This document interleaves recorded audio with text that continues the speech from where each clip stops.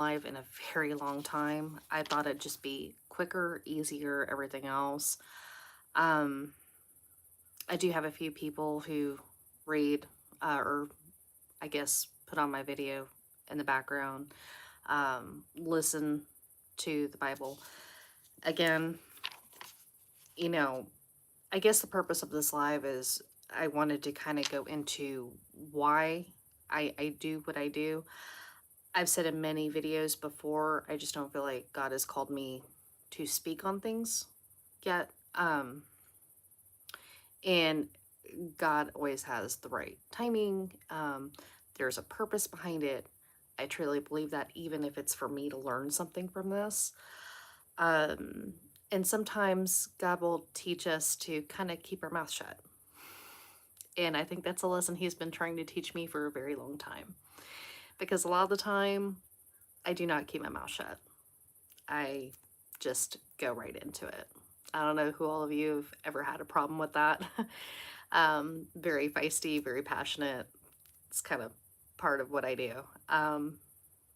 But just because I may not say much anymore, whatever, does not mean I am no less passionate whatsoever about certain things, my beliefs. Does not mean that I'm not less passionate about things going on in the world, you know?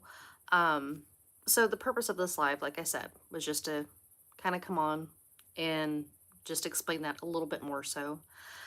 Another reason is I'm going to be ending Matthew, the book of Matthew, chapter, I think I'm picking it up at 26 or 25, and I'm going to be skipping forward. I think I have two, no, forgive me. Last video I did, I said, oh, I only have 2 chapters. I lied, I have 3. And this is another reason why I wanted to do live, guys. I've been going to church off and on my whole life, and I've never read it all the way through, nothing like that. I try to pick it up when I can, but I always go for long periods of time where I don't read the Bible. So this has kind of been something of a balancing act between my work and everything else as well. Um, hey, baby, good to see you. So anyway, going forward with that, I don't know who. I get it, Mr. Pun King there. It's alive. Alive. So basically, what I'm trying to say is that I feel a lot of people kind of are more like me. You get so distracted in your own life, you get so distracted in um, everything, and then you just kind of tuck it away. And this is the reason why I'm just reading it, not even, going into what I think from it or anything that. And I believe God is trying to teach me something here. Um, but that's why. So after Matthew, like I said, I'm going to be skipping forward to the book of Acts. And the reason why is because I don't know about any of you, but whenever I first started really getting into the Bible, like I read it when I was little, um, never finished it, like I said, but whenever I got older and really started to go to church more, it was recommended for me to start in the New Testament, to get to know Jesus better, right? Because he's the new law. And so I always try to start off with the New Testament, to kind of give us a reminder. You know, it's easy to, and I'm one who can speak on this, to kind of, almost forget Jesus's teachings. Like it's really easy to slip away. Um, anyway, beside the point. Um, so that's why I started in the New Testament. I didn't start at the very beginning. So hopefully that's helped some people. Now, the reason why I'm skipping forward to Acts, like I said, I know I'm rambling, you guys, forgive me. Back whenever I was reading again, back when I was in high school, they recommended me start, Matthew, Mark, Luke, John. Well, I'm the type of person, I get bored very easily. Um, I get bored so easily when I'm reading, especially. And if it's kind of like a similar message, which I'm going to tell y'all now, if you don't remember, or even if you haven't read it, that's okay. The other books of the Bible, Mark, Luke, John, um, they are similar, but some of them add a different perspective and maybe a different part of that story on some of the things that happen. So I would never recommend like skipping them altogether, no. But to keep it to where people can understand it better, I'm trying to do it like I guess I would do it. And so I'm skipping from Matthew to Acts because you already have a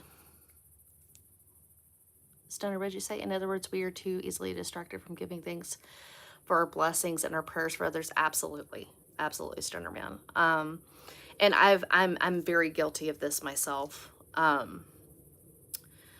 They want to they want it boring, so you never really truly pay attention to it. That's true. And I don't think the people that taught me that to go straight through, Matthew, Mark, Luke, John were doing that on purpose. They were just trying to make sure I had a good sense of Jesus's teachings.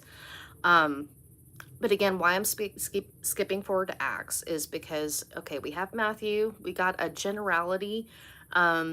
A lot of you probably already know the story already. Whoever doesn't, that's okay. We're going to go into what happened afterward, after Jesus rose again. And so that way you kind of keep on a storyline. Okay. And then we're going to go all the way up in the New Testament from Acts all the way until Hebrews. I'm going to stop before Hebrews. And the reason why, we're going to go back to the Old Testament. And the reason for that is because you have to have an understanding or know at least the stories of the Old Testament before you can have a greater understanding of Hebrews. And I found this out myself the hard way.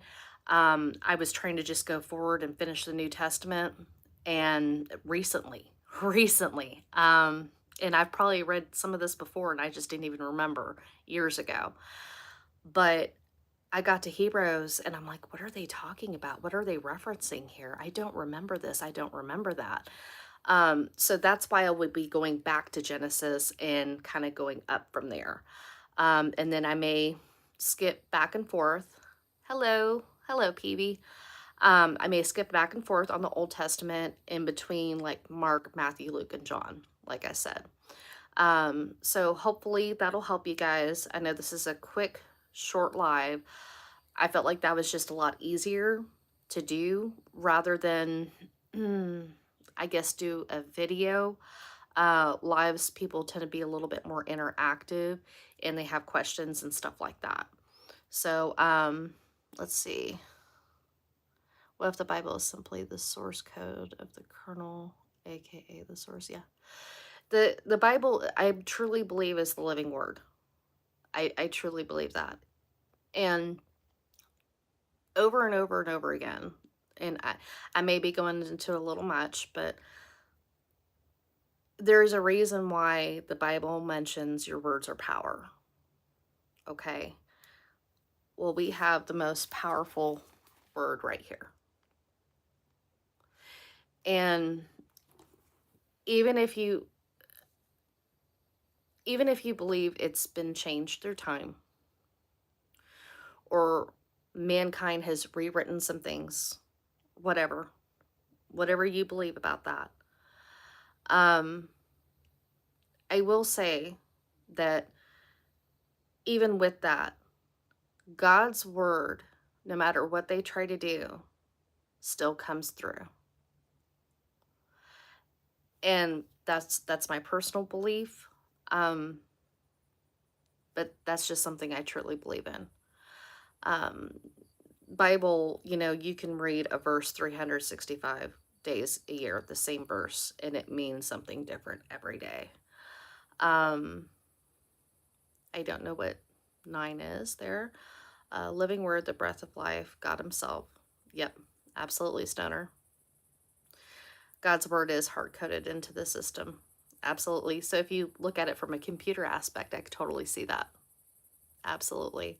But anyway, guys, I need to go ahead and get to reading short live. Like I said, I thought that would just be a lot easier. And sorry for the rambling and everything else like that.